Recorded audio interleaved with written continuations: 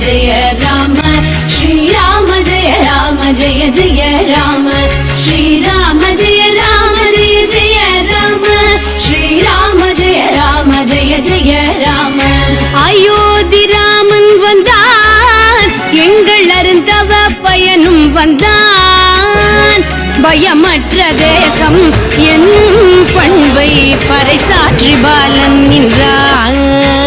அது மாதிரி எத்தனை எனக்கு தெரிஞ்சு நிறைய முஸ்லீம்ஸ் நம்ம கோயிலுக்கு வரவங்க இருக்காங்க. திமுகவினரும் வந்து ஆன்மீகத்துக்கு எதிரானவங்க இல்லை ஆரியத்துக்கு எதிரானவங்கன்னு ஒரு பாயிண்ட் சார்.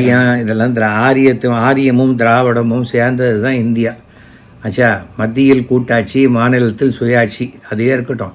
ஆனால் அது ஒன்று சேர்ந்தால் தான் சரியாக இருக்கும். ஆனால் சித்தாந்த ரீதியாக ரெண்டும் சேர்றதுக்கு வாய்ப்பு இல்லை. எல்லாமே வாய்ப்பு உண்டு சார். அரசியலில் எது வேண்டுமானாலும் நடக்கலாம். என்ன வேணும்? ஏன் இதே திமுக இன்றைக்கி இவ்வளோ பேசுகிற திமுக இதே பிஜேபியோட கூட்டணியில் இல்லையா? கூட்டணி மந்திரி சபையில் இல்லையா? எல்லாம் நடக்கும். நம்ம எப்படின்னா நடிகர்கள் வந்து ஒத்துமையாக இருப்பாங்க. அந்த ரசிகர்கள் தான் அடிச்சுப்பாங்க ஒருத்தர். அது மாதிரி அரசியல் தலைவர்களுக்கு அவங்களுக்கு என்ன உண்டோ இது. இப்போ இன்றைக்கி நான் உதயநிதியை பார்த்து பேச மாட்டேன், அவர் சனாதனத்தை பற்றி பேசிட்டேன், நான் பார்க்க மாட்டேன், நான் ஸ்டாலினை பார்க்க மாட்டேன். நீங்கள் தான் இங்கே தான் கத்துவீங்க. மோடி 2 பேரையும் தானே சந்திக்கிறாரு. அப்போ மோடி இவங்களை சந்திச்சனால அவர் என்ன சனாதனத்துக்கு எதிரியா? கிடையாது. அது அரசியல். எல்லாவற்றையும் தாண்டி இன்னொரு இருக்குது. உங்கள் பண்பு வேறையாக இருக்கலாம், என் பண்பு வேறையாக இருக்கலாம். ஆனால் நம்ம 2 பேருக்கும் ஒரு நட்பாக பழகுறதுல எந்த தப்பும் இல்லை. அந்த நட்பு தெரியாமல் இருக்காங்க பார்த்தீங்களா, அங்கே தான் பிரச்சனை.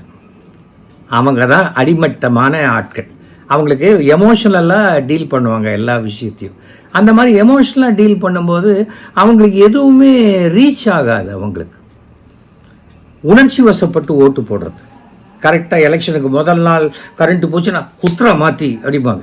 அதாவது பிடிச்சி ஓட்டு போடுறவங்களை விட பிடிக்காதவனுக்கு எதிராக போடுற ஓட்டு தான் ஜாஸ்தி. அதனால தான் இந்த வெறுப்பு அரசியல் தொடர்ந்து வந்து கொண்டிருக்கிறது. அயோத்தி ராமர் கோயிலுக்கு இந்த அயோத்தி ராமர் கோயிலுக்கே சொல்கிறேன். இதோ இந்த கும்பாபிஷேகம் முடியட்டும், ஒரு 10 நாள் ஆட்டம். இன்றைக்கி வரமாட்டேன் எனக்கு பத்திரிக்கை வரல அப்படின்னு சொல்கிறேன். ராகுல் காந்தியிலேருந்து சோனியா காந்தி வரைக்கும் அத்தனை பேரும் யூபிக்கு பிரச்சாரம் பண்ணும்போது கோயிலுக்கு வந்து ராமரை பார்த்து கும்பிட்டு தலையில் பரிவட்டம்லாம் கட்டிக்கிட்டு சந்தோஷமாக போவாங்க. ஏன்னா ஒரு புத்திசாலியாக இருக்கக்கூடிய எந்த அரசியல்வாதியாக இருக்கட்டும், திராவிடமாக இருக்கட்டும், ஆரியமாக இருக்கட்டும், யாராக வேணால் இருக்கட்டும், அவர்களுக்கு ஒரு ஓட்டு கூட நமக்கு முக்கியம்னு நினைக்கிறவங்க. ஒரு ஓட்டுனால தோத்தவனும் இருக்கான், ஒரு ஓட்டுனால ஜெயிச்சவனும் இருக்கான்னு தெரிஞ்சவங்க அரசியல்வாதிகள். அவங்க கண்டிப்பாக போவாங்க. அந்த அயோத்தி ராமர் கோயில் சம்மந்தப்பட்ட நிறைய விமர்சனங்கள் நானே உங்கள்கிட்ட சொன்னேன், நீங்கள் அதுக்கு பதில் சொன்னீங்க. ஒட்டுமொத்தமாக அத்தனை விமர்சனங்கள் செய்கிறவங்களுக்கும் நீங்கள் கொடுக்கக்கூடிய பதில்? எனக்கு ஒன்றுமே இல்லை சார். இது என்ன சார் இது என் சட்டை. உங்களுக்கு என் காத்தாலே இந்த ஷர்ட்டை நான் எடுத்து போட்டேன்னு, ஐயோ என்ன கலர் இப்படி கண்ணை கூசுது, அப்படியாம்மா சரி அந்த பக்கம் திரும்பிக்கோ அப்படின்ட்டு வந்துட்டேன். அதுக்கு மேலே என்ன சொல்ல முடியும்? உனக்கு சட்டை பிடிக்கலையா, உடனே நான் சட்டை எதுக்கு ஆயிட்டணும்? இது என் சட்டை. அது மாதிரி அது என் ராமர். சொல்கிறவங்க 1000 சொல்லிட்டு போகிற. அதுக்காக ராமர் குள்ளமாயிடுவாரா? ராமர் விஸ்வரூபம் எடுத்தவர். எல்லாம் ஒரு ராமாயணம் மகாபாரதம் கட்டுக்காது எனக்கு பிடிக்காதவங்க 1000 சொல்லிட்டு போகலாங்க. அந்த மாதிரி தான் அது. எந்த ஒரு விஷயமே நமக்கு பிடிச்சா அது ரொம்ப சந்தோஷமாக இருக்கும், பிடிக்கலன்னா கசக்கும். அயோத்தி ராமர் கோயில் சம்பந்தப்பட்டு நம்ம பேசுகிறப்ப ராமராஜ்யம் அப்படிங்கிற ஒரு வார்த்தையை வந்து பயன்படுத்துகிறாங்க. இந்த ராமராஜ்யத்துடைய அர்த்தமும் அதன் பின்னணியும் என்ன சார்? காமராஜர் ஆட்சி அமைப்போன்னு சொல்கிறாங்க, எம்ஜிஆர் ஆட்சி அமைப்போன்னு சொல்கிறாங்க, கலைஞர் ஆட்சி நடந்து கொண்டிருக்கிறதுங்கிறாங்கல்ல. அது மாதிரி தான் ராமராஜ்யம். ராமராஜ்யத்தில் அனைத்து மக்களுக்கும் உண்டான தேவைகள் அனைத்தும் நிறைவேற்றப்படும். அதே போல் ஒரு துணி துவைக்கக்கூடிய ஒருத்தர் சொல்லக்கூடிய வார்த்தையை கூட ராஜா கேட்டுட்டாக்க அதில் உள்ள நியாயத்தை நான் எடுத்துக்கொள்வேன்னு சொல்கிறக்கூடிய அந்த மாதிரியான ராஜ்யம். அதிகாரிகள் மட்டுமே இல்லை, ராஜாக்களே நேரடியாக மக்களுடைய குறைகளை தெரிந்து அதை களையக்கூடிய ஒரு அரசு தான் ராமராஜ்யம். அதில் என்ன தப்பு இருக்கு? சாமானிய மக்களுக்கு தாங்க, பெரும் மந்திரிகளுக்கோ மந்திரிங்க பசங்களுக்கோ இல்லை, எல்லாருக்கும் தான் ராமராஜ்யம்.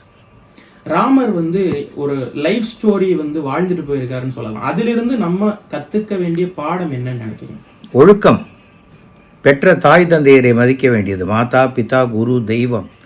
அதில் வந்து சில தவறுகள் கூட இருக்கலாம், பெரியவர்கள் கோபத்தில் சொல்லலாம், ஆனால் அதை பற்றி பொருட்படுத்தக்கூடாது. அது அந்த மாதிரியான ஒரு விஷயம். மனைவி ஆசைப்பட்டாலா அதை வந்து நான் செஞ்சு கொடுக்குறேன்.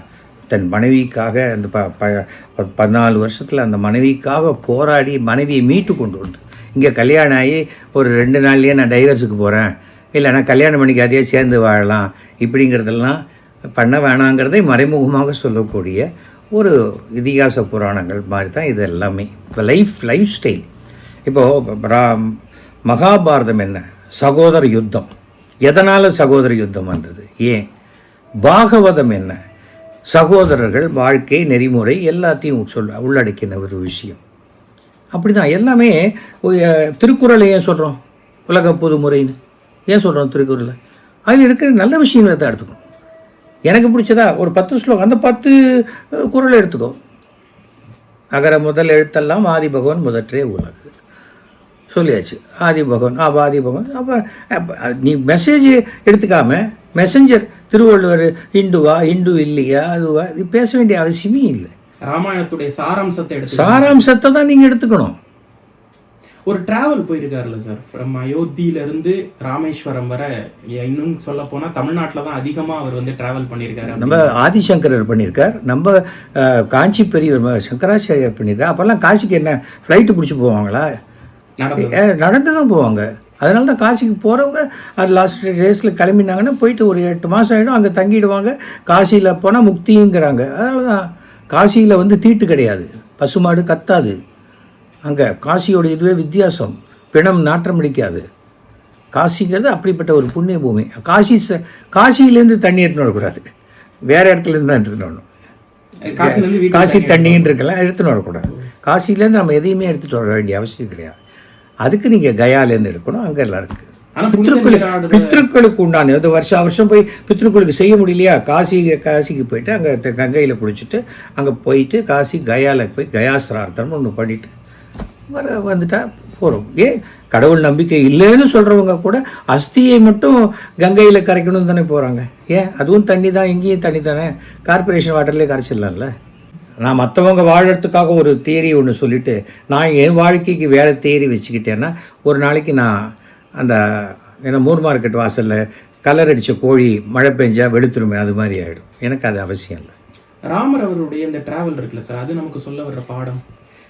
நீங்கள் கேட்குறது ராமர்னு கேட்டால் இன்னும் விஜய் டிவியில் நடிக்கிற ராமரை பற்றி பேசுகிற மாதிரி கேட்டுட்ருக்கீங்க. ராமரை பற்றின ட்ராவலுக்கு தான் எத்தனையோ புஸ்தகம் இருக்குது, நீங்கள் படித்து தெரிஞ்சுக்கலாமே. தமிழில் தானே இருக்குது, உங்களுக்கு தமிழ் தெரியும்ல, அது என்னத்துக்கு இன்னொருத்தர் சொல்லணுங்கிறீங்க? நான் சாதாரணமான அரசியல்வாதிங்க.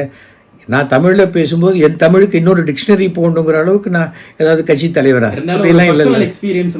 எக்ஸ்பீரியன்ஸ்லாம் இல்லை எனக்கு. நான் ஒரு சராசரியாக கடவுள் நம்பிக்கையுள்ள ஒரு ஹிந்து, அவ்வளோதான். வெறியன்லாம் எதுலேயுமே கிடையாது. அதே போல் நான் ஐயங்கார் கோவில் இருக்குது, அதில் ஒய் நாமம் இருக்குது, யூ நாமம் இருக்குது. எந்த கோயிலாக இருந்தாலும் எனக்கு கடவுள் தான். பாசாதி கோயிலுக்கு போவேன், வெங்கடாஜலபதி கோயிலுக்கு போவேன், ராமர் கோயிலுக்கு போவேன், கிருஷ்ணர் கோயிலுக்கு போவேன், எல்லா கோயிலுக்கும் போவேன். சில பேர் இருக்காங்க, நான் இந்த கோவில் எனக்கு இதுதான் கடவுள், அது ஒரு இது ஒரு சிங்கிள் மைண்டட், அதை தவிர நான் எதுவும் கிடையாது அப்படின்னு இருக்கிறவங்க இருக்காங்க. அதுவும் தவறு இல்லை, இதுவும் தவறு இல்லை. அயோத்தி ராமர் கோயிலுக்கு வரக்கூடிய மக்களுக்கு நீங்கள் சொல்லக்கூடிய, அதாவது நிறைய பேர் இப்போ போக முடியலைங்கிற ஒரு வருத்தம் இருக்குது. ஒரு வருத்தமும் கிடையாது சார். தமிழ்நாட்டில் நாம் பார்க்க வேண்டிய கோவில் எத்தனை இருக்குது தெரியுமா? முதல்ல அதை பார்ப்போம். இதோ இங்கேருந்து 100 மீட்டர்ஸ் நடந்ததுனாக்க இங்கே இருக்குது நம்ம இங்கே மசூதி தெருன்னு இருக்குது. மசூதி தெருவில் இங்கே ஆஞ்சநேயர் கோயில் இருக்குது. அந்த ஆஞ்சநேயர் கோயிலில் ராமர் சன்னதி இருக்குது. ப்ளஸ் ஆஞ்சநேயர் கோயிலில் ராமர் சன்னதி இருக்குது. இதோ இங்கே அடையாரில் போனால் நம்ம அனந்த பத்மநாப ராமர் சன்னதி இருக்குது. மத்திய கைலாஷில் ராமர் சன்னதி இருக்குது. போங்க ராமரை பாருங்கள். ராமருங்கிறது அங்கே இருக்கார். அதை நீங்கள் இங்கே போகிறீங்க. எந்த கடவுளாக இருந்தாலும் உண்மையான பக்தி இருக்கிறவன் அந்த சன்னதி கிட்ட போனோன்னு என்ன பண்ணுறான்? அப்படியா சாமி பார்க்குறேன்? இல்லையா, கண்ணை மூடிட்டு தானே ப்ரே பண்ணுறான். நீ மனதால் கடவுளை வேண்டுகிறாய். அப்போ நீ இங்கே இருந்தவே கூட நீ அந்த ராமரை வேண்டலாம். நிறைய விஷயங்கள் பகிர்ந்துக்கிட்டீங்க சார். இது ஒரு நம்பிக்கை அடிப்படையான ஒரு விஷயம் சார். நான் என்ன சொல்கிறேன், என்னுடைய அப்பா, என்னுடைய அம்மா, என் தம்பி, தங்கை, இதுதான் என் குடும்பம். நான் இல்லை அதுவும் அம்மா கிடையாது, அதுவும் அப்பா கிடையாதுன்னு சொல்கிறது தப்பு. எனக்கு வந்து எம்மதமும் சம்மதம், சம மதமாக இல்லையாங்கிறத பயிற்சிக்கெல்லாம் நான் போகவே மாட்டேன். ஏன்னா அவரவர்களுக்கு அவர்கள் மதம் அவர்களுடைய தாய் தந்தை மாதிரி. எனக்கு எங்கள் அப்பா அம்மா அழகு, எங்கள் அப்பா அம்மா புத்திசாலி, எங்கள் அப்பா அம்மா என்னை நல்லா வளர்க்குறாங்க, அதுதான் நான் கவலைப்படுவேன் தவிர உங்கள் அப்பா அம்மாலாம் அப்படி வளர்கலை அது சொல்லவே மாட்டேன், சொல்லவே கூடாது. ஏனென்றால் உலகத்திலேயே யூனிட்டி இன் டைவர்சிட்டி அப்படிங்கிற மிகப்பெரிய ஒரு விஷயம், மாறுபட்ட கருத்துக்கள் இருக்கிற ஒத்துமையாக இருக்கக்கூடிய ஒரே தேசம் உலகத்திலேயே இந்தியா தான். இன்றைக்கி ஆச்சு 148வது கோடி கூட வந்துட போகுது, சைனாவை தாண்டி வந்துட்டோம் நாம். ஸோ அப்போது அத்தனை 140 கோடி பேர் இருக்கோமா, அப்போ என்ன ஆகுது, 280 கோடி கைகள் இருக்குது, அதை எப்படி ஒற்றுமையாக வச்சுக்கணும்னு பார்க்கணும். அவ்வளோதானே தவிர நீ வேணா நீ வேணா நீ வேணா நீ வேணா நீ வேணா இந்த லோக்கல் கட்சிக்காரன் மாதிரி பேசினான்னு வச்சுக்கோங்க, யாரும் இல்லாத அனாதையாக தான் நிற்பாங்க. கண்டிப்பாக இருக்கணும் சார், அதில் தப்பே கிடையாது. அதை நம்ம தெரிஞ்சுக்கணும். அது தெரிஞ்சால் நம்மளும் சந்தோஷமாக இருக்கலாம், மற்றவங்களும் நம்மளை சந்தோஷமாக இருக்க விடுவாங்க, நம்மளும் மற்றவங்கள சந்தோஷப்படுத்தலாம். இதுதான் ரொம்ப சிம்பிள்.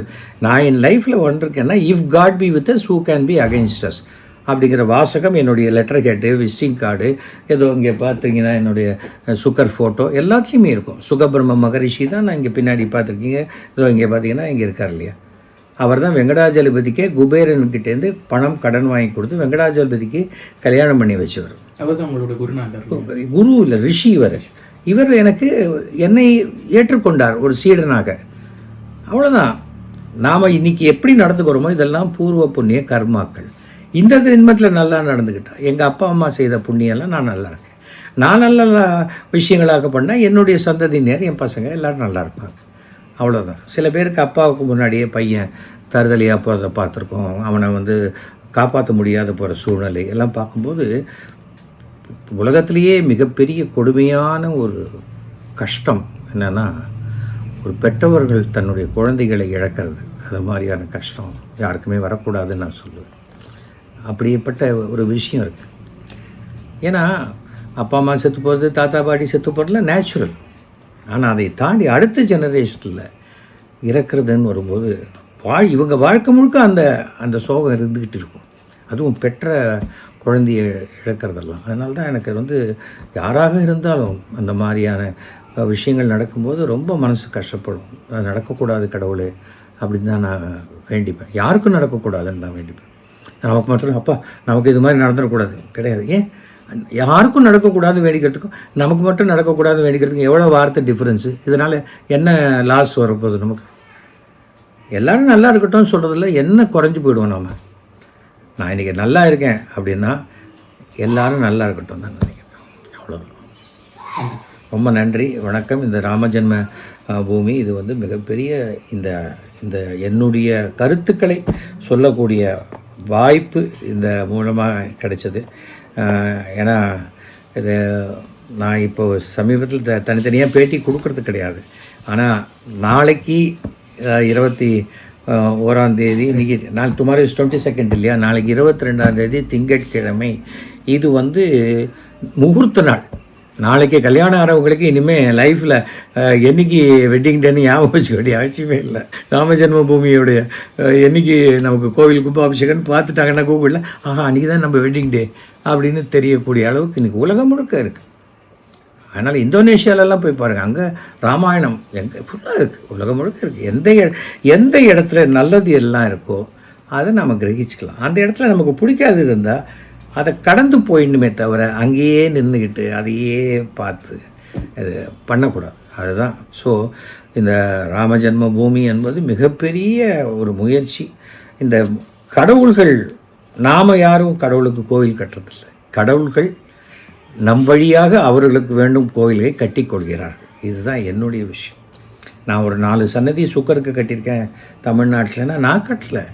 டேய் இவன் தான் கட்டணும் அப்படின்னா அவருடைய ஒரு விஷயத்தினால நான் அதை செய்ய முடிஞ்சுது. அவ்வளோதான். அதே தான் எல்லாருக்குமே.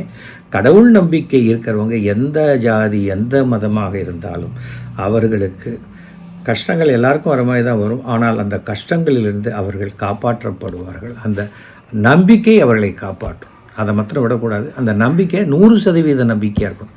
அரகரம் நம்பிக்கையாக இருக்கக்கூடாது. பாதி இந்த கோயிலை வேண்டிக்கும் போது ஐயோ அந்த கோயிலுக்கு போனால் அந்த சாமி ரொம்ப பவர்ஃபுல்லுன்னு அப்படியே அங்கே ஓடுறது.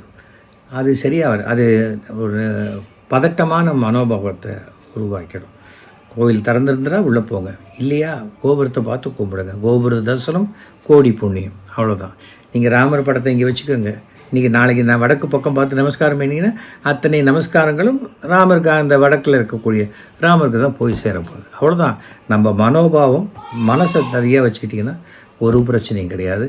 மீண்டும் உங்கள் அனைவருக்கும் என்னுடைய ராம ஜென்மபூமி ராமர் கோயில் கும்பாபிஷேக வாழ்த்துக்களை தெரிவித்துக் கொள்கிறேன். வாழ்க பாரதம். வணக்கம். ஜெய்ஹிந்த். ஸ்ரீராம ஜெய ராம ஜெய ஜெய ராம, ஸ்ரீராம ஜெய ராம ஜெய ஜெய ராம, ஸ்ரீராம ஜெய ராம ஜெய ஜெய ராம, ஸ்ரீராம ஜெய ராம ஜெய ஜெய ராம. அயோத்தி ராமன் வந்தான், எங்கள் அருந்தவ பயனும் வந்தான். பயமற்ற தேசம் என்னும் பண்பை பறைசாற்றி பாலன் நின்றான்.